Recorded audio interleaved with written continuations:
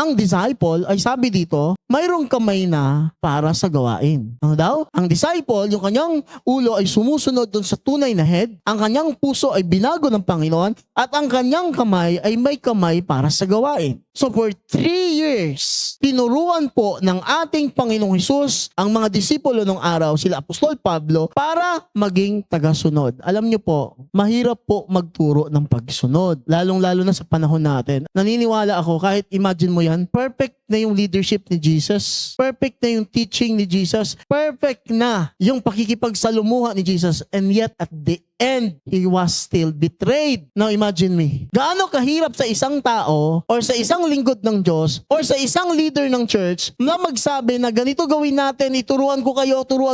Hindi ganun kadali yun. Bakit? Kasi alam nyo na yung nagtuturo sa inyo, alam nyo na yung nangangaral sa inyo ay hindi naman Jesus at hindi naman perpekto. Kaya pinakamahirap na ituro sa loob ng simbahan is the word follow, obey. Kasi time to time, pag nasagi natin yung emosyon ng bawat isa, ang mangyayari sa atin, titingnan natin yung credibility. Titingnan natin, kung di kakamali ka nga. Kasi minsan nahahype pa yung pagkakamali ng isang tao kaysa kabutihan ng isang tao. Pero tingnan po natin mabuti. Ang true disciples will not live His Christ alone, but Jesus felt alone on the cross. Imagine mo, yung mga disipulo, dapat hindi nila iiwanan ng ating Panginoong Hesus. Pero si Jesus po ay napako. So ngayong umaga, kapatid, know your journey. Alam mo natin yung journey natin. Kung ako ba, nandito sa journey ng aking pagiging disciple, nandun ba ako sa senaryo na willing akong sumunod, willing akong mag-follow, willing akong mag-undergo ng mentorship?